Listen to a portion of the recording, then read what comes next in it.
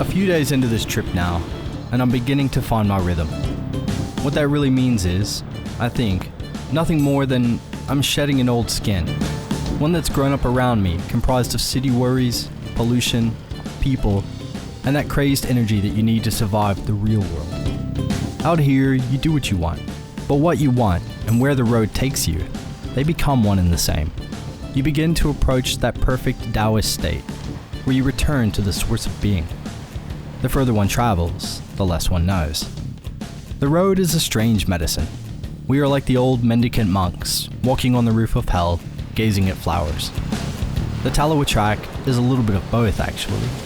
Plenty of water crossings, rocky sections, and it's pretty slow going, but there are respites along the way. Hidden in this desert of wah and gum trees are stone caravanserais that shield trickles of spring water from the unceasing sun. We travel between them like Bedouins from well to well, watering our spirits. We're headed on a track called the Talowa track. It goes out to a beautiful pool at the end. But along the way, there's a few great spots to stop, like this place, Wildfire Gorge.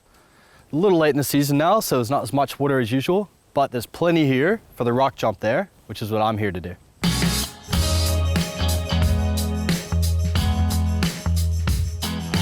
So there's only one way to get up to the top of this thing, to cross the pond here, up the stairs on the other side, soaking wet.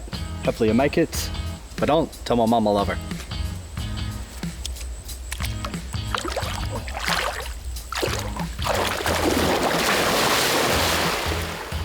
I must not fear. Fear is the mind killer. Fear is the little death that brings obliteration. It never goes away. When you're standing at the top of a cliff looking down into black water, contemplating the moment you give in to vertigo, that senseless pull into the abyss. 9.8 meters per second. The water comes up to meet you like a black hole. You sink into the darkness. You can feel the bubbles race you back up to the surface of the water, and you race to do it again. Hey, one of the coolest things about this property is they've actually got hot springs. How good is that after a long day on the road? You'd almost think you don't want them in the middle of this heat, but as soon as that sun goes down, follow it up with a couple of tinnies, and that's some good medicine right there. Rhett, who lives on the station and has cut most of these tracks, connecting water holes to the homestead, reckons that Nudie Hot Springs is one of his favorites.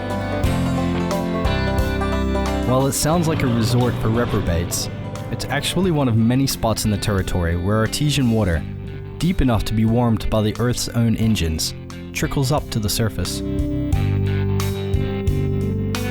One of my favorite things about a place like Lorella Springs, it's not just the size of it, but it's the breadth of landscapes that are here to explore. And this hill here actually hides the headwaters for a very hot spring that feeds into Nudie Hot Springs. Now, the water here running down the hill is about 50 degrees Celsius, which is a little too hot to take a bath in. But by the time it gets down to the bottom, it fills up a nice 40 degrees Celsius pool, and I reckon it's better than any hotel bath. It's been a long day driving up these tracks and stuff.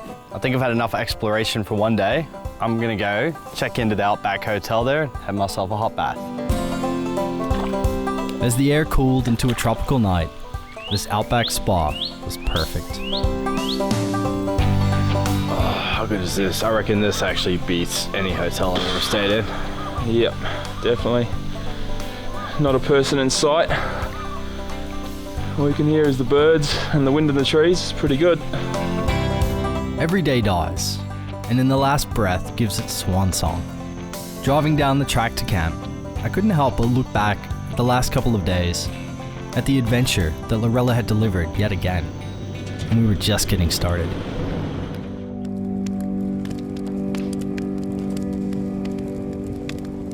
When I first started to travel around the Outback, trying to capture it in photos and words, one of the things that really held me back, I think, was the idea that man is very separate from the landscape, that there's nature and then there's man.